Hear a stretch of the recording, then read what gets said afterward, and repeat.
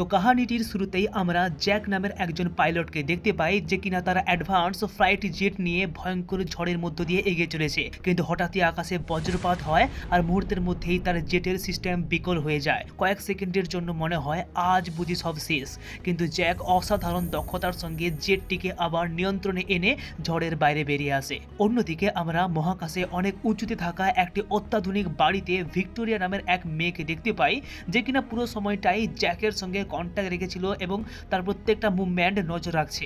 ঝড় থেকে বেরিয়ে জ্যাক একটি ধ্বংস হয়ে যাওয়া স্টেডিয়ামের উপর দিয়ে উড়ে যায়। তারপর সে পৌঁছে যায় একটি নষ্ট হয়ে থাকা অ্যাডভান্স ড্রোনের কাছে। এই ড্রোনগুলো কোনো সাধারণ মেশিন নয়, এইগুলোর মধ্যে রয়েছে অত্যাধুনিক স্ক্যানার, ভারী অস্ত্র এবং প্রোগ্রামিং করা, যা কোনো অচেনা মানুষকে দেখা মাত্র তাকে গুলি করে মেরে ফেলে। ড্রোনটিকে ঠিক করার সময় ধীরে ধীরে আমাদের সামনে এই পৃথিবীর বাস্তব ছবিটা খুলে যায়। জানানো হয় যে প্রায় 60 বছর আগে মানুষের সঙ্গে রহস্যময় এক এলিয়েন জাতির ভয়ঙ্কর যুদ্ধ হয়েছিল, আর সেই যুদ্ধে মানুষ শেষ পর্যন্ত জিতে তো যায় কিন্তু পৃথিবী আর বাসযোগ্য থাকে না। যুদ্ধের ধ্বংস আর পরমাণু বিস্ফোরণে গোটা পৃথিবী প্রায় শেষ হয়ে যায়। তাই বেঁচে থাকা মানুষদের নতুন আশ্রয় হিসেবে বেছে নেওয়া হয় টাইটান গ্রহকে। তারপর পৃথিবীর কক্ষপথে তৈরি করা হয় বিশাল ত্রিভুজাকৃতির একটি স্পেস স্টেশন যার নাম টেট, আর সেখান থেকেই পৃথিবীর বাকি সব কাজগুলোকে নিয়ন্ত্রণ করা হতো। এইদিকে পৃথিবীতে বিশাল বিশাল হাইড্রোলিক বিশাল বড় মেশিন সমুদ্রের জলকে টেনে শক্তিতে রূপান্তর করছে, আর এই বিশাল বিশাল মেশিন যাকে হাইড্রোরিগ নামে ডাকা হয়। আর টেটকে নিরাপদে রাখার দায়িত্বে রয়েছে অসংখ্য অ্যাডভান্স ড্রোন, আর এই ড্রোনগুলিকে রক্ষণাবেক্ষণের দায়িত্ব পালন করতো এই জ্যাক আর ভিক্টোরিয়া মহাকাশের বাড়িতেই থাকে, আর সেখান থেকেই তারা পৃথিবীর সমস্ত ড্রোনকে নিয়ন্ত্রণ করে আর প্রত্যেক দিনের মিশনকে সম্পন্ন করে। মাঝে মধ্যেই স্যালি নামের এক মহিলা সেই ত্রিভুজাকৃতির টেট থেকে যোগাযোগ করে জানতে চায় যে সবকিছু ঠিকঠাক চলছে কিনা। স্যালির প্রত্যেকটি অর্ডার জ্যাক এবং ভিক্টোরিয়াকে অক্ষরে অক্ষরে মেনে চলতে হয়। আর এইখানে আমরা আর একটা গুরুত্বপূর্ণ তথ্য জানতে পারি যে জ্যাক আর ভিক্টোরিয়ার পুরনো সমস্ত স্মৃতিকে ইচ্ছে করে মুছে ফেলা হয়েছে। তাদের আবার নতুন করে প্রোগ্রাম করা হয়েছে যাতে তারা অতীতের কিছুই মনে রাখতে না পারে। কিন্তু একটা অদ্ভুত সমস্যা আছে যে মেমোরি মুছে ফেলার পরেও জ্যাক মাঝে মাঝেই কিছু অচেনা স্মৃতি দেখতে পায়। সে বারবার দেখতে পায় যুদ্ধের আগের সুন্দর পৃথিবী, নিউ ইয়র্ক শহর আর এক রহস্যময়ী মহিলাকে যার মুখটা তার বারবার মনে পড়ে, অথচ সে জানেই না যে মেয়েটা আসলে কে। তো যাই হোক, পরের দিন জ্যাক আবার বেরিয়ে পড়ে আরেকটি নষ্ট ড্রোনকে ঠিক করার উদ্দেশ্যে, আর সিগন্যাল অনুসরণ করতে করতে সে পৌঁছে যায় বহু বছর ধরে পরিত্যক্ত হয়ে পড়ে থাকা একটি গ্রন্থাগারে। কিন্তু সেইখানে গিয়ে সে অবাক হয়ে যায়, কারণ সেইখানে কোনো ড্রোন নেই। আর ঠিক তখনই পেছন থেকে হঠাৎ কয়েকটি অদ্ভুত প্রাণী তার উপর ঝাঁপিয়ে পড়ে। কিছু বুঝে ওঠার আগেই চারিদিক থেকে তারা জ্যাককে ঘিরে ফেলে। জ্যাক মরিয়া হয়ে এখান থেকে পালানোর চেষ্টা করে, কিন্তু দড়ি ছিঁড়ে নিচে পড়ে যায়। আর ঠিক সেই সময় একটি ড্রোন সেইখানে চলে আসে, তারপর চারিদিকে স্ক্যান করে আর কোনো সতর্কতা ছাড়াই একের পর এক গুলি চালিয়ে সমস্ত শত্রুকে মেরে ফেলে। কিন্তু বাইরে বেরিয়ে এসে দেখতে পায় যে তার সবচেয়ে প্রিয় বাইকটা ইতিমধ্যেই কেউ একজন চুরি করে নিয়ে গেছে। তাই বাধ্য হয়ে জ্যাক তার ছোট্ট প্রাইভেট প্লেনটিকে চড়ে মহাকাশে থাকা নিজের বাড়িতে ফিরে আসে, যেখানে ভিক্টোরিয়া অনেকক্ষণ থেকেই তার জন্য অপেক্ষা করেছিল। কিন্তু জ্যাকের মুখ দেখে বোঝা যাচ্ছিল যে আজকের মিশনে এমন কিছু ঘটেছে যা তাকে ভেতর থেকে অস্থির করে তুলেছে। তো রাত্রে খাবার খাওয়ার সময় সে বারবার সে হামলার কথাই ভাবছিল যে ওরা কারা, পৃথিবীতে তো আর কোনো মানুষ থাকার কোনো কথাই নয়, তাহলে ওরা এলো কোথা থেকে। কিন্তু সেই প্রশ্নের উত্তর পাওয়ার আগেই হঠাৎ পুরো ঘরটা প্রচন্ডভাবে কেঁপে ওঠে। দূরে বিশাল এক বিস্ফোরণের আলো আকাশকে আলোকিত করে দেয়, আর জাস্ট কয়েক সেকেন্ডের মধ্যে খবর চলে আসে যে সমুদ্রের জল থেকে শক্তি তৈরি করা সেই বিশাল বিশাল হাইড্রোলিকগুলোর মধ্যে একটি মেশিন ধ্বংস হয়ে গেছে।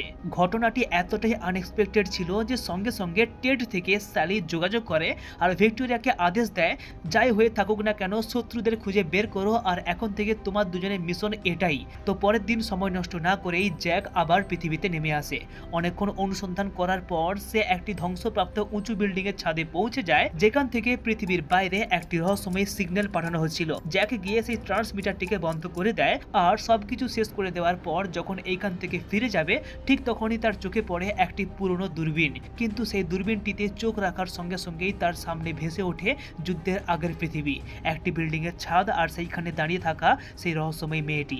এই দৃশ্য জ্যাককে এতটাই নাড়া দেয় যে সে ভিক্টোরিয়াকে কোনো কিছু না জানিয়ে চলে যায় শান্ত পরিবেশের মধ্যে থাকা নিজের ছোটবেলার বাড়িতে। চারপাশে কোনো মানুষ নেই, শুধু নিঃশব্দতা আর প্রকৃতির অপূর্ব সৌন্দর্য। কেন জানি না অদ্ভুতভাবে এই জায়গাতে এলেই জ্যাকের মন শান্ত হয়ে যায়। যদিও সে নিজেও জানতো না যে কেন এই বাড়ির সঙ্গে তার এত গভীর টান, কিন্তু সেই শান্তিও বেশিক্ষণ স্থায়ী হয় না। হঠাৎ হঠাৎই আকাশের দিকে তাকিয়ে দেখতে পায় যে একটি বিশাল মহাকাশযান নিয়ন্ত্রণ হারিয়ে পৃথিবীর দিকে ধেয়ে আসছে। জ্যাক এক মুহূর্ত দেরি না করে সঙ্গে সঙ্গে জেট নিয়ে দুর্ঘটনাস্থলের দিকে ছুটে যায়। আর এইদিকে ভিক্টোরিয়া বারবার যোগাযোগ করে তাকে ফিরে আসতে বলছিল, কিন্তু এইবার জ্যাক তার কোনো কথাই শোনে না। সেইখানে গিয়ে দেখতে পায় যে সারি সারি ডেল্টা স্লিপ চেম্বার পড়ে আছে, আর প্রত্যেকটি চেম্বারের ভেতরে একজন করে মানুষ যারা কিনা গভীর ঘুমে অচেতন অবস্থায় শুয়ে আছে। আর তাদের মধ্যেই জ্যাক দেখতে পায় সেই মহিলাটিকে যাকে সে এতদিন শুধু কল্পনায় দেখে এসেছিল। সে তাড়াতাড়ি করে চেম্বারটিকে খুলে মেয়েটিকে বাঁচানোর চেষ্টা করে, কিন্তু ঠিক তখনই পিছন থেকে একটি ড্রোন চলে আসে। আর এক সেকেন্ডও দেরি না করে ড্রোনটি একটার পর একটা ডেল্টা চেম্বারের উপর গুলি চালাতে শুরু করে। কয়েক মুহূর্তের মধ্যেই ভেতরে ঘুমিয়ে থাকা প্রায় সমস্ত মানুষেরা মারা যায়। আর এইদিকে আমরা দেখতে পাই যে দূরে একটি পাহাড়ের আড়াল থেকে কয়েকজন মুখোশধারী লোক দূরবীন দিয়ে পুরো ঘটনাটিকে লক্ষ্য করেছিল। কিন্তু তারা কারা, আর তারা জ্যাককে অনুসরণ করছে কেন? এই প্রশ্নের উত্তর কিন্তু এখনো মেলে না। তো যাই হোক, জ্যাক আর কোনো কিছু না ভেবে দ্রুত সে একমাত্র জীবিত মহিলাটিকে নিয়ে জেটে উঠে মহাকাশের বাড়িতে ফিরে আসে। ধীরে ধীরে মেয়েটির জ্ঞান ফিরে আসে, আর কথা বলার মাধ্যমে জানা যায় যে মেয়েটির নাম জুলিয়া। ভিক্টোরিয়া জুলিয়াকে বলে যে প্রায় 60 বছর ধরে সে ডেল্টা স্লিপের মধ্যে ঘুমিয়েছিল। জুলিয়া অবাক হয়ে বলে যে আমরা তো মাত্র কিছুদিন আগেই পৃথিবী ছেড়েছিলাম, 60 বছর কিভাবে কেটে গেল? জ্যাক বলে যে 60 বছর আগে এলিয়েনদের আক্রমণে আমাদের পৃথিবী প্রায় ধ্বংস হয়ে গিয়েছে, তাই সমস্ত মানুষেরা টাইটান গ্রহের উদ্দেশ্যে রওনা দিয়েছে। কিন্তু জুলিয়া কোনো কথা বলে না, সে শুধু বারবার একটাই কথা বলে যে তার মহাকাশযানের ভেতরে ফ্লাইট রেকর্ডার আছে, কারণ তার বিশ্বাস যে ওই ফ্লাইট রেকর্ডারের মধ্যে এমন কিছু তথ্য রয়েছে যা সমস্ত প্রশ্নের উত্তর বলে দিতে পারে। আর সেই মুহূর্ত থেকেই জুলিয়া ভিক্টোরিয়ার দিকে এমন ভাবে তাকাতে শুরু করে যেন সে তাকে মোটেও বিশ্বাস করছে না। তো পরের দিন সকালে ভিক্টোরিয়ার কোনো অনুমতি না নিয়েই জ্যাক জুলিয়াকে সঙ্গে নিয়ে আবার পৃথিবীতে নেমে আসে। তার একটাই উদ্দেশ্য জুলিয়ার ভেঙে পড়া মহাকাশযান থেকে সেই ফ্লাইট রেকর্ডারটিকে খুঁজে বের করা। অনেক খোঁজাখুঁজির পর ফাইনালি তারা রেকর্ডটি পেয়ে যায়, কিন্তু ঠিক তখনই চারিদিক থেকে মুখোশধারী কয়েকজন লোক তাদেরকে ঘিরে ফেলে, আর কয়েক মুহূর্তের মধ্যেই জ্যাক আর জুলিয়া অজ্ঞান হয়ে যায়। প্রায় অনেক ঘন্টা পর যখন তাদের জ্ঞান ফিরে আসে তখন দেখতে পায় যে তারা পাহাড়ের নিচে লুকিয়ে থাকা একটি বিশাল আন্ডারগ্রাউন্ড বেসমেন্টের ভেতর। সেখানে তাদের সামনে এসে দাঁড়ায় একজন বয়স্ক মানুষ যার নাম ম্যালকম। চারপাশে তাকিয়ে জ্যাক আরো অবাক হয়ে যায়, কারণ এইখানে শুধু একজন দুজন নয়, বরং শত শত মানুষ বহু বছর ধরে গোপনে এইখানে বসবাস করছে। এরা কারা? যদি পৃথিবীতে অন্য কোনো মানুষ বেঁচে না থাকে তাহলে এতদিন এরা কোথায় ছিল? জ্যাকের মাথায় একের পর এক প্রশ্ন ঘুরতে থাকে। এরপর ম্যালকম জ্যাককে একটি ড্রোন দেখিয়ে বলে যে তাদের কাছে একটি পারমাণবিক বোমা রয়েছে, কিন্তু ওই বোমা ওই এলিয়েন জাহাজের ভেতরে পৌঁছে দেওয়ার জন্য এই ড্রোনটিকে নতুন করে প্রোগ্রামিং করতে হবে, আর এই কাজটা পৃথিবীতে একমাত্র জ্যাকই করতে পারবে। ম্যালকমের পরিকল্পনা খুবই পরিষ্কার, ড্রোনের ভেতরে পারমাণবিক বোমাকে রেখে দিয়ে সেটিকে টেটে পাঠানো হবে, তারপর একটা বিস্ফোরণেই শেষ হয়ে যাবে পুরো মহাকাশযান। কিন্তু এই পরিকল্পনা শুনেই জ্যাক সোজা না করে দেয়। সে বলে আমি এটা করতে পারবো না, টেটের ভেতরে অসংখ্য মানুষ আছে। এই কথা শুনে ম্যালকম কিছুক্ষণ চুপ করে থাকে, তারপর ইশারা করতেই জুলিয়াকে টেনে সামনে নিয়ে আসা হয়। একজন তার মাথায় বন্দুক ঠেকিয়ে বলে তুমি যদি আমাদের সাহায্য না করো তাহলে কিন্তু এই মুহূর্তেই এই মেয়েটিকে শেষ করে ফেলবো। কিন্তু ঠিক তখনই পুরো বেসমেন্টে অ্যালার্ম বেজে ওঠে, আর সবার মুখের রং পাল্টে যায়। বাইরে বেরিয়ে তারা দেখতে পায় একটি ড্রোন তাদের অবস্থান খুঁজে বের করেছে। মুহূর্তের মধ্যেই ড্রোনটি চারপাশকে স্ক্যান করে আক্রমণ শুরু করে, আর শুরু হয়ে যায় এক তুমুল লড়াই। একদিকে অত্যাধুনিক ড্রোন, অন্যদিকে হাতে গোনা কয়েকজন মানুষ। ড্রোনের প্রত্যেকটা গুলি কিন্তু প্রাণঘাতী, তবু সবাই মিলে মরিয়া হয়ে লড়াই চালিয়ে যায়। আর অনেকক্ষণ যুদ্ধের পর ফাইনালি তারা ড্রোনটিকে ধ্বংস করে দেয়। এইসব দেখে জ্যাক বুঝতে পেরে যায় যে যাদেরকে সে এতক্ষণ শত্রু ভাবছিল তারা আসলে শুধু বেঁচে থাকার জন্য লড়াই করছে। আর এইখানে ম্যালকম জ্যাকের সেই বাইকটিকে ফিরিয়ে দেয় যেটা সে আগে চুরি করে নিয়েছিল। এরপর ম্যালকম জ্যাক আর জুলিয়াকে একটি পুরনো বিল্ডিং এর দিকে পাঠিয়ে দেয় যেখান থেকে এক সময় মহাকাশে সিগন্যাল পাঠানো হতো। এইখানে এসে জ্যাক বিল্ডিংটিতে পা দিতেই হঠাৎ তার মাথার ভেতরে একের পর এক স্মৃতি ফিরে আসতে শুরু করে। এই জায়গাতেই অনেক বছর আগে সে প্রথম জুলিয়াকে ভালোবাসার কথা বলেছিল, আর এই বিল্ডিং এর ছাদেই সে জুলিয়াকে প্রপোজও করেছিল। মুহূর্তের মধ্যেই জ্যাক বুঝতে পারে এইগুলো কোনো স্বপ্ন নয়, তার নিজেরই অতীত। তখন জুলিয়া শান্ত গলায় জ্যাককে বলে যে 60 বছর আগে আমি অডিসি নামের একটি মিশনের সদস্য ছিলাম। পৃথিবীর মানুষ প্রথমবারের মতো টাইটান উপগ্রহের দিকে যাত্রা শুরু করেছিল, কিন্তু মাঝপথে আমরা মহাকাশে বিশাল ত্রিভুজ আকৃতির একটি অজানা বস্তু দেখতে পাই। তারপর ঠিক কি হয়েছিল সেটা আমার ঠিক মনে নেই, শুধু মনে আছে যে আমাদের সবাইকে ডেল্টা স্লিপে পাঠিয়ে দেওয়া হয়েছিল।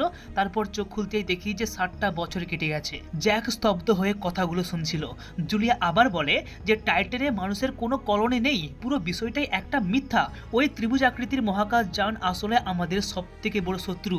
ওই মহাকাশ যান টেড একটার পর একটা গ্রহকে দখল করে তাদের সম্পদকে লুটে নেয় আর ড্রোন দিয়ে সমস্ত মানুষকে হত্যা করে ফেলে। এই সমস্ত কথা শুনে জ্যাক যেন নিজের কানকেই বিশ্বাস করতে পারছিল না। কিন্তু জুলিয়া আরো বলে যে তোমার স্মৃতি ইচ্ছে করে মুছে ফেলা হয়েছে, তোমাকে নতুন করে প্রোগ্রামিং করা হয়েছে যাতে তুমি না জেনেই ওই টেটের হয়ে কাজ করতে পারো। কিন্তু সব স্মৃতি মুছে ফেলা যায়নি, সেই কারণেই তুমি বারবার অতীতের কিছু দৃশ্য দেখতে পেতে। এই কথাগুলো শুনে জ্যাকের পায়ের নিচের মাটি সরে যায়। আর যাদেরকে সে এতদিন শত্রু মনে করেছিল সেই ম্যালকম আর তার সঙ্গীরা আসলে পৃথিবীর বেঁচে থাকা মানুষ। তাই সময় নষ্ট না করে সে জুলিয়াকে নিয়ে আবার মহাকাশে ভিক্টোরিয়ার কাছে ফিরে যায়। সে চায় ভিক্টোরিয়াকে পুরো সত্যিটা জানাতে, কিন্তু সেইখানে পৌঁছানোর পর পরিস্থিতি সম্পূর্ণ অন্যদিকে মোড় নেয়।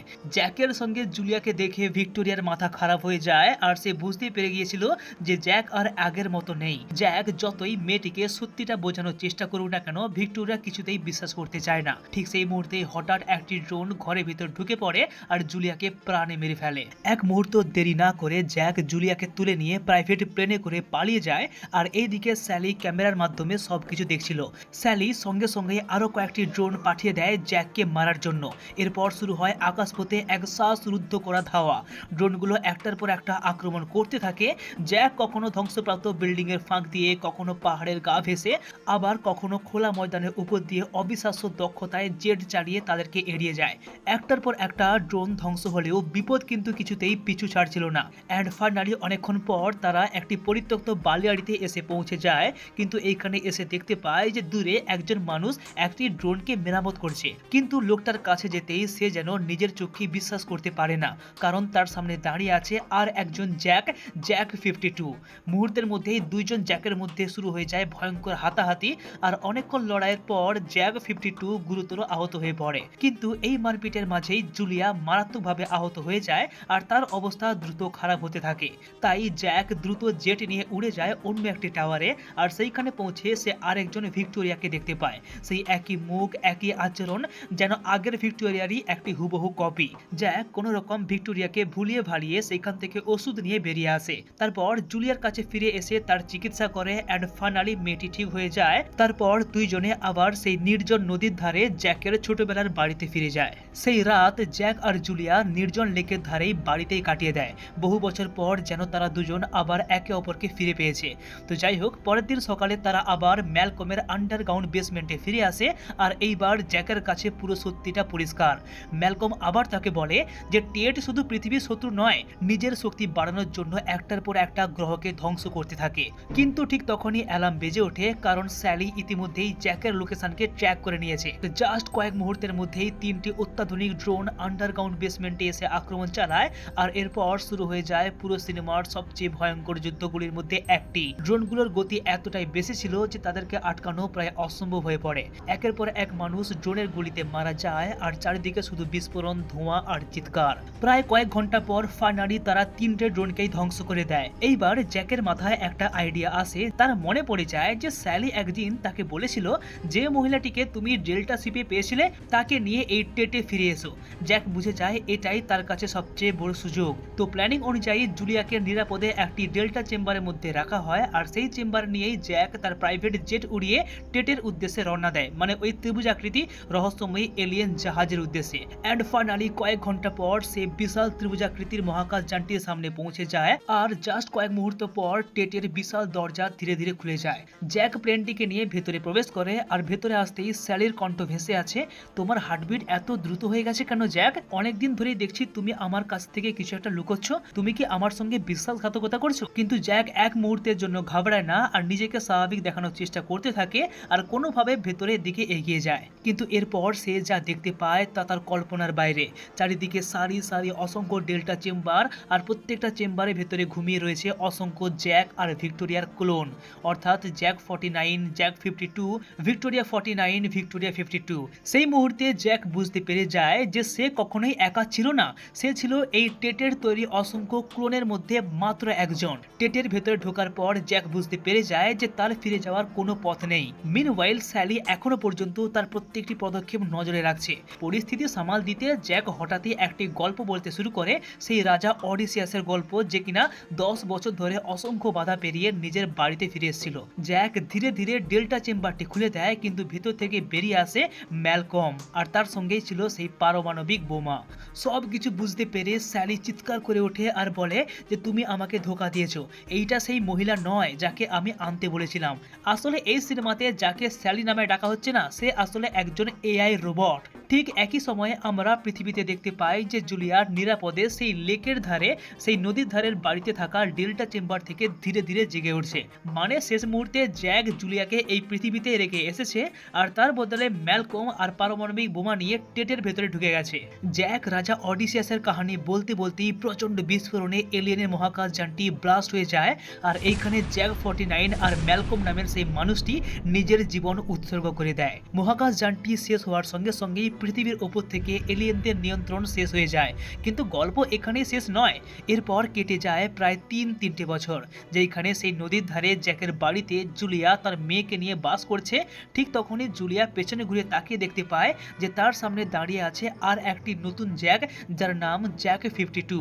মানে এটাই সেই জ্যাক যে কিনা বালিয়াড়িতে 49 এর সঙ্গে হাতাপায়ে লড়াই করেছিল। আর যেহেতু প্রত্যেকটা জ্যাকের মধ্যেই একই স্মৃতি, একই অনুভূতি ছিল, তাই জ্যাক 52 এর মধ্যেও জুলিয়ার প্রতি সেই একই ভালোবাসা রয়ে গেছে। অ্যান্ড এই অসাধারণ চমকে ভরা সমাপ্তির মধ্য দিয়েই শেষ হয়ে যায় অবলিভিয়ন সিনেমার কাহিনী।